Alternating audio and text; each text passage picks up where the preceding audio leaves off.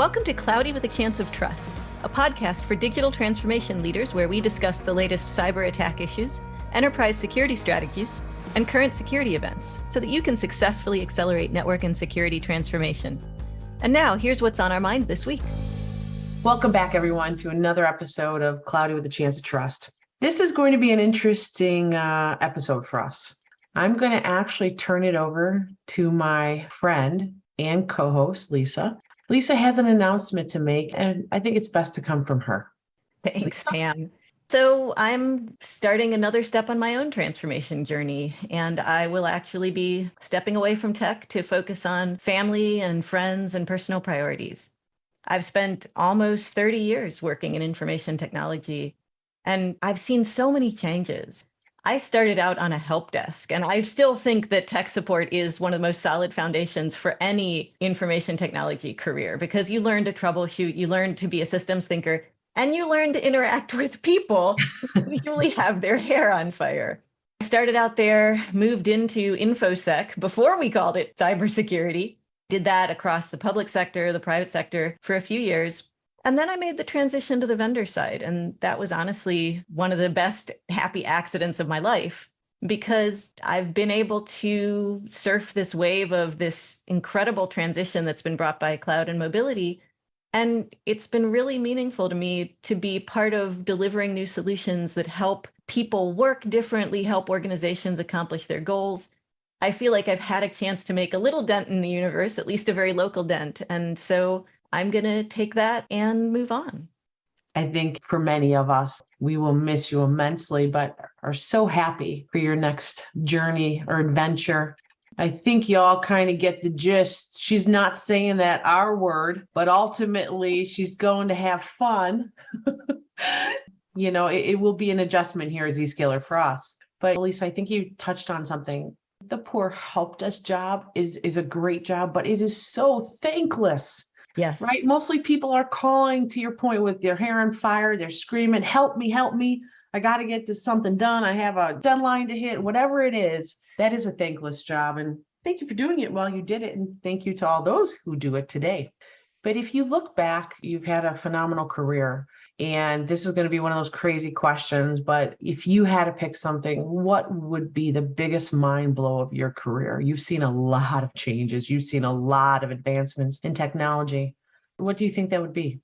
There's one clear standout, and it was making the transition from network-centric security to cloud-native security. I've told this story a million times, but the last 5 years before I was at Zscaler, I was with Juniper Networks and then spun off as Pulse Secure. I was a global NAC specialist. And if anybody said cloud to me as that started to become a thing, I said, go away, possibly less politely, because I was really focused on security, firewall, VPN, and NAC. And delivering those technologies via the cloud felt to me like moving the same set of security issues to a rack that I couldn't reboot. Yeah, okay, you get elasticity, you get possibly more flexible deployment, but it introduces complexity. The attack surface hasn't really changed, it's just relocated. It took a long time for me to wrap my head around the advantages of a cloud-native solution like Zscaler. I came to Zscaler because I had worked with Manoj Apte, who was the chief strategy officer for Zscaler, one of the longest-serving employees here. He reached out to me about a year before I made the transition. He said, you should come play with us. We are doing something unique. We're doing remote access with no inbound listener. And I got to be honest with you, he was messaging me on LinkedIn. And I replied along the lines of, dude, if I didn't know you, I'd be blocking you here because how is that not snake oil? I had no context for that. It did not make sense to me to do remote access with no inbound listener. And that was when I started learning that if you build something on a cloud platform from day one, there are things that you can do that just aren't possible taking a traditional technology approach and doing a lift and shift. I was familiar with software as a service. I was even familiar with the concepts of infrastructure and platform as a service, but security as a service had never made sense to me for all the reasons I just mentioned. I had a lot of catching up to do, honestly. I had to go learn the models, the underpinnings of it. I had to learn about the shared responsibility approach.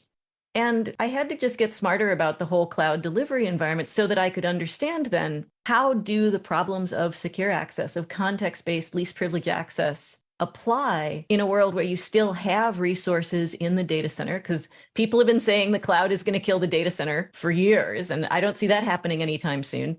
The cloud is going to coexist with the data center for what I see as the foreseeable tech future, at least the next 5 to 10 years, probably.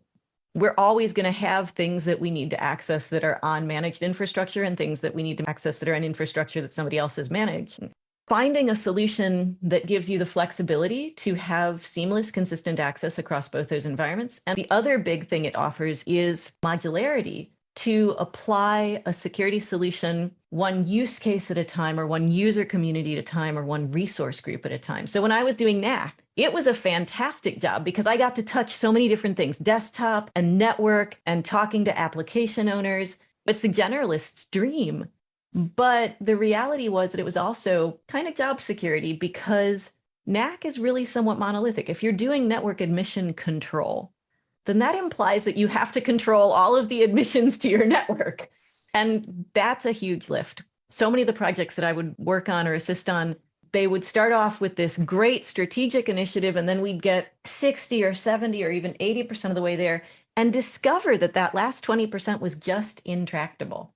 And the problem was that you couldn't really eliminate risk or even significantly reduce risk unless you protected your entire network. So being able to take those principles of least privilege access and context-based control and apply them in a way that's more decomposable. We can eat the elephant one bite at a time instead of having to tackle an entire network problem space. I think all of those things were realizations that I had to come to, sometimes painfully, in my own time. And that's really been my focus here, is helping to share that mental shift that I had to go through so that hopefully other people don't have to wrestle with it as much as I did, frankly. It's funny because there are still so many that are wrestling with it. And I think we're going to have to send that baton over to our colleague, Brett James, I think, to help those conversations like you have through the last 5 or so years here at Zscaler Release, because there's so many that still don't see the light at the end of the tunnel, that still doesn't see how can they do it. Yeah, and I think Brett is actually in some ways even better suited than I am to have that conversation because he lived it. He went through a deployment. He considered all the operational issues. I mean, as you did, you and I have always joked that I'm theory and you are practice. I know what's possible. You lived what's possible. Brett lived what's possible. I believe that that torch will definitely continue. And we'll introduce you all to Brett at another episode, but we wanted to kind of focus on Lisa and the joys of what she's looking at after Zscaler. Lisa, again, you've had such a long career, right? And we're not aging ourselves because you're very young to be moving on in your career to now enjoy life. But if you could do something over again in your career, what do you think it would be if you look back? Oh gosh, if there's one thing I wish I'd found sooner, there is a TED Talk by Simon Sinek, and it's about the golden circles. It's about start with why. His concept is so simple. When we communicate with people, and in particular, communicating around technology, I am super excited about not just what we built, but how we did it, how it's different, how it's unique, what makes it so fascinating. And I want to share that, and I will just fire hose you with that, frankly, if you give me any possible opening. What Simon taught me in that TED Talk, and he's got a book on this also, is people have to care to be willing to be hit with that fire hose, for that fire hose to be useful. So I have to start with why. I have to start with what can I find to make this relevant and useful and interesting to the person that I'm talking with? What are their interests? What are their concerns? What are their priorities? And then we establish that common ground, that shared problem space, that shared interest. Now I can tell you the way I look at it, what solutions we have, and maybe if I'm lucky, we can get to the how, but the how may not even be important. If we just start with why and then approaches, that's enough to get a lot of people along the way. And that was also part of the transition I made from a purely technical focused role to more of an executive conversation, to talking about and learning about the business aspects of technology adoption.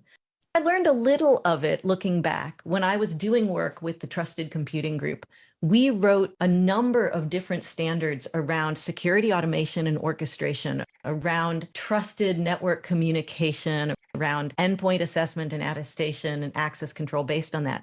We wrote these standards and we published them and they were free and open, but adoption didn't really start until we started writing architect's guides. And the architect's guides, I realized looking back, were the why. Why would an architect be interested in this? What does it do for you? What does it make your life easier or enable you to do that you couldn't do before? Just putting all of that together, that's the piece that I wish I had focused on sooner. It made the technology that was so fascinating to me more relevant to the people around me. That's really interesting because now looking at the point that you are a woman, when you look at how things have changed in IT for, let's say, minorities, women, and now we have to take into account those that don't define themselves by a typical gender binary. What have you seen through time in the industry from your perspective? Well, I think honestly, in some ways, being a woman in tech has driven me to get better at communicating because I have to prove myself every day. There are some assumptions that get made, and this goes all the way back. My very first conference, I was attending with my manager. I was working for a small local telco and internet provider. And he and I were walking around Supercom. I think it was in Atlanta. I don't want to say what year. And we'd walk into a booth and I was wearing a nice shirt and nice pants. We would walk into the booth and I would ask a question and they would respond and talk to Mark. And the next day, I'm like, okay, screw this. I had brought a more casual vendor polo for hanging out in the evening. And I wore the vendor polo. And I discovered that that at least got me acknowledged that I existed before they directed their answers to Mark. And to be fair, I was probably 20 and I probably looked 16 because I've always had that problem. So in some ways, given the composition of the IT industry at the time, it was not an unreasonable assumption, but it was certainly an annoying assumption. I believe that things have improved on some axes. Women, minorities of any kind, we have more visibility. We have more support structures, more solidarity. A woman, an LGBTQ identifying person, a person who doesn't identify by a traditional gender, there are now employee resource groups, there's diversity initiatives. There are more ways to find each other and learn from each other. But unfortunately, we still have to, because in some ways, we're still stuck in that past. There's still also a focus on telling, frankly, non-white male people what we need to do to succeed in IT. We need to lean in. We need to speak up, rather than acknowledgement that organizations need to stop tolerating the kind of behavior, both individual and institutional, that makes it harder for some people to succeed in the field and that frankly makes people leave the field. I was raised by my father to challenge being put into a box, being told what I could and couldn't do. That backfired on him when I was a teenager. Who are you to tell me what to do, huh? But it's really helped me a lot in my career because when I was, for example, a principal solution architect at Pulse, I would walk in a room and stand up at a whiteboard, and I knew the first thing I had to do was demonstrate my technical chops because otherwise people wouldn't be listening. You get used to putting yourself out there every day. And there are a lot of people who don't want that kind of challenge, who don't want to have to prove themselves over and over and over again in front of every whiteboard or in every conversation. I think there's still a long way to go there. And I think that all the diversity initiatives in the world are not going to succeed if, number one, they're put on the backs of the people who need to benefit from them. We're already working harder. Now you're giving us this extra effort. And number two, they're focused on telling us what we have to do rather than building systems and structures to support us and to weed out some of the bad behavior. If you have a jerk in your environment and that jerk is making people's lives difficult, supporting the people whose lives they're making difficult is one thing. Getting rid of the jerk is the answer. That jerk could be male or female, any race. It's a matter of supporting the behavior that we want to see. And there's so many studies about how diversity makes for stronger teams and more business success. So I hope that the field will continue to improve in those areas rather than just telling us what we need to do to be better individually. And I think that's where the younger generation is also helping that. The younger generation seems to have a different view on it than, say, more of the middle-aged generation. I think they'll help us move along that way too.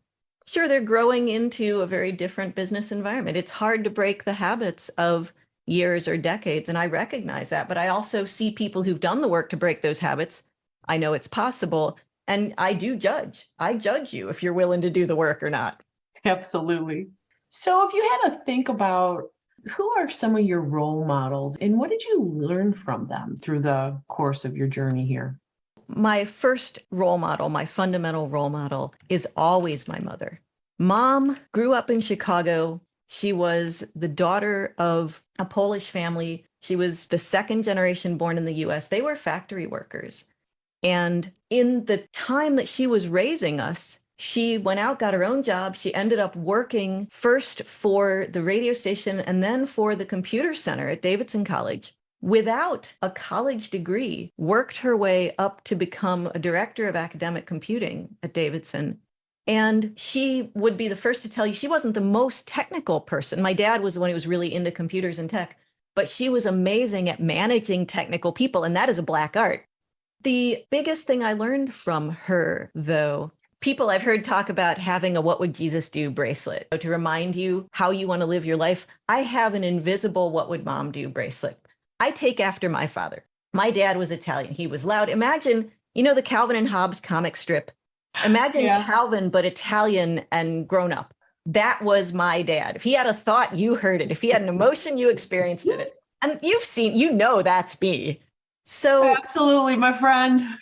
and what I learned from my mom is I have an invisible "What Would Mom Do" bracelet to remind me that I need to shut my mouth and think sometimes, that I need to consider what perspective the other person is coming from, that sometimes not tackling something head on is the best approach.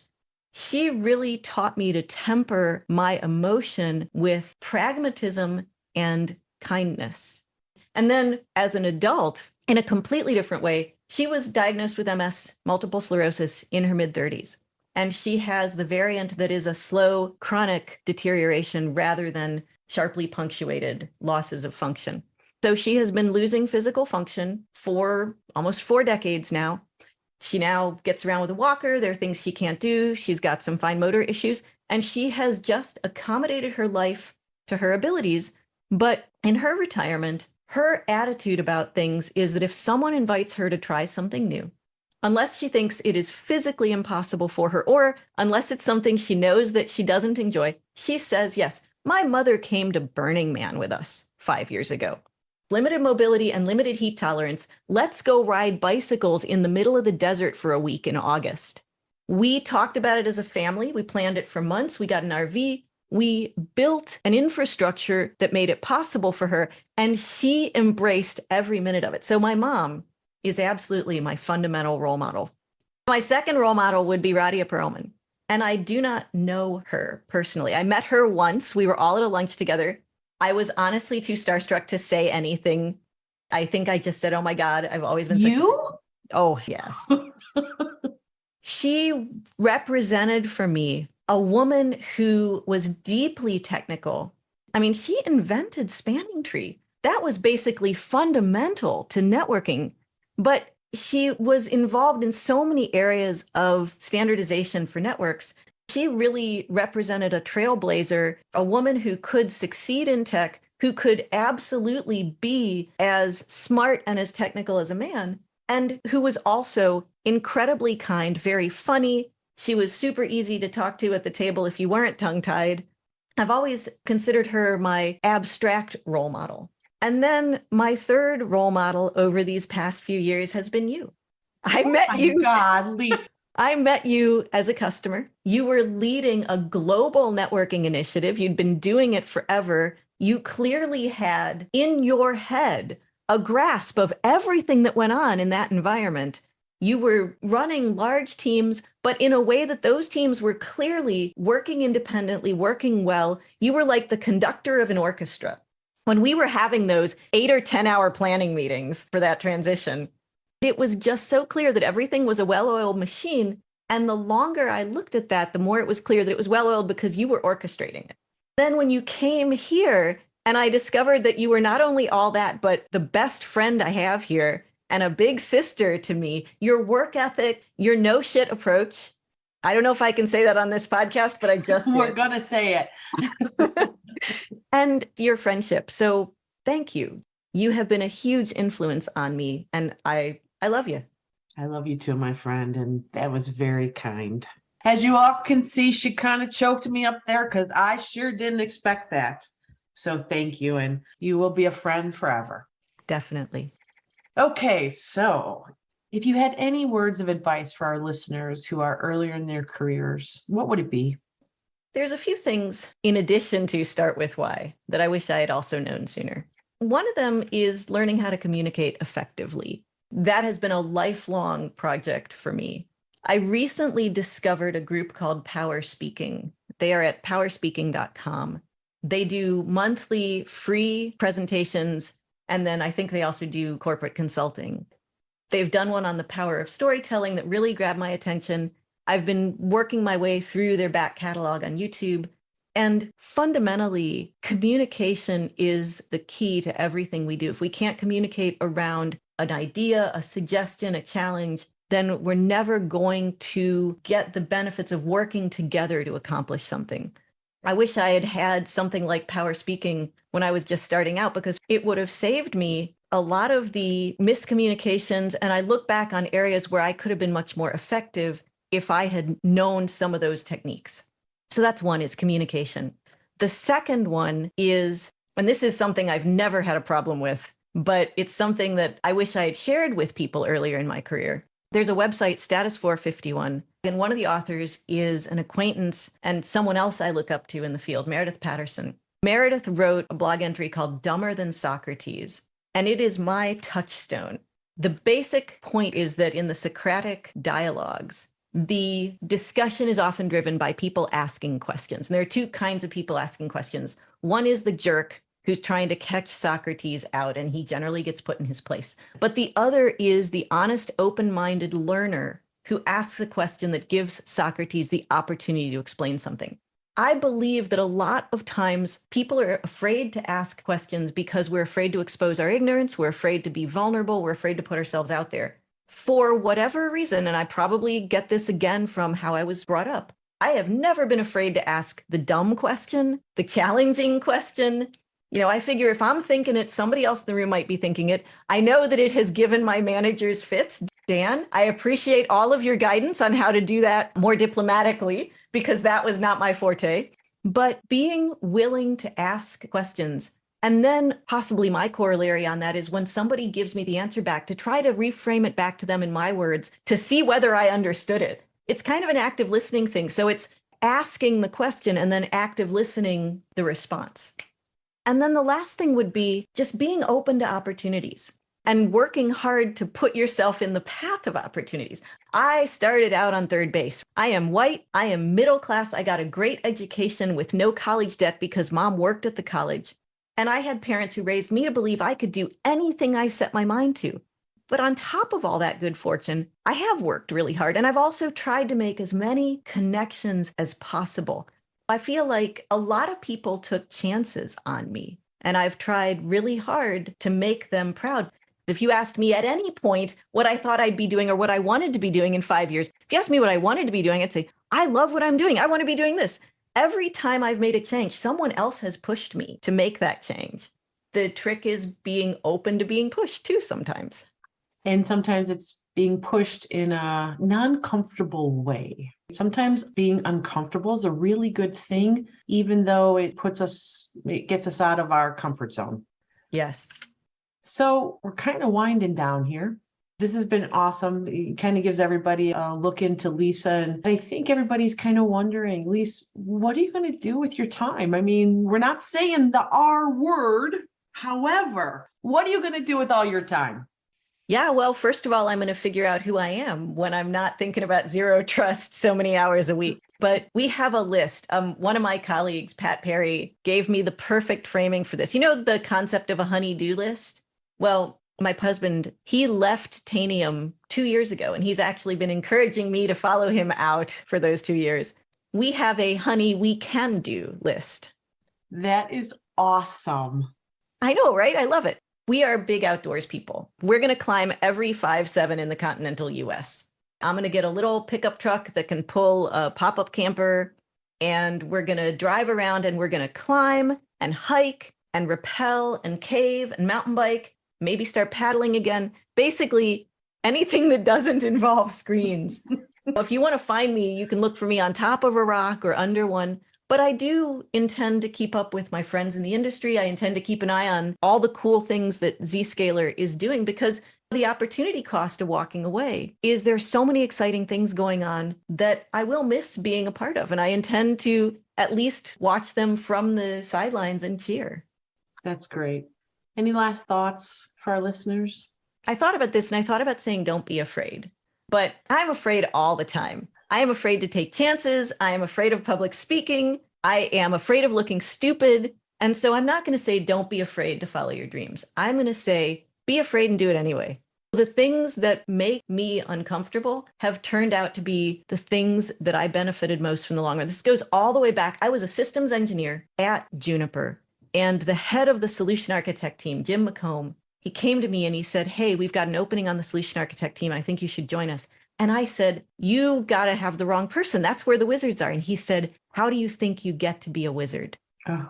He believed in me. He gave me the opportunity. I didn't think that I was at that level, but I trusted him. And he and that team helped me get there. And that is a pattern that has repeated throughout my career. So be afraid and do it anyway. Well, with that, I have to say, I think I speak on behalf of Zscaler in the industry. Thank you for everything that you have contributed. Thank you for your friendship. You have had an impact on the industry, on Zscaler, that which we provide to our customers, also to the future of Zscaler. And for all of us personally here at Zscaler, I know we will all miss you immensely. We wish you the best, nothing but happiness, peace, and love. And for our listeners, stay tuned to future updates. I think what we're going to do is we're going to have a couple guest co-hosts on future episodes, and there'll be more to come. Take care, everyone. Thank you, Lisa. Thank you, Pam. It's been a pleasure and a privilege and a wild ride, and I'm looking forward to hearing those future episodes and what you do next. Cheers. Thanks for listening to Cloudy with a Chance of Trust. Check back with your podcast provider regularly for more episodes. You can find Lisa Lorenzin and Pam Kubiatowski on the CXO Revolutionaries website at revolutionaries.zscaler.com or on LinkedIn. Statements by Zscaler podcasters and guests are informational only and should never be construed as legal advice. You should consult with your legal advisor on matters related to you or your business. Zscaler makes no warranties, express, implied, or statutory as to the content of this podcast, and it is provided as is. Content on this podcast may contain forward-looking statements that are current as of the date of recording and subject to change. These statements are subject to the safe harbor provisions created by the Private Securities Litigation Reform Act of 1995. Full legal disclaimers are available at revolutionaries.zscaler.com. Copyright 2022.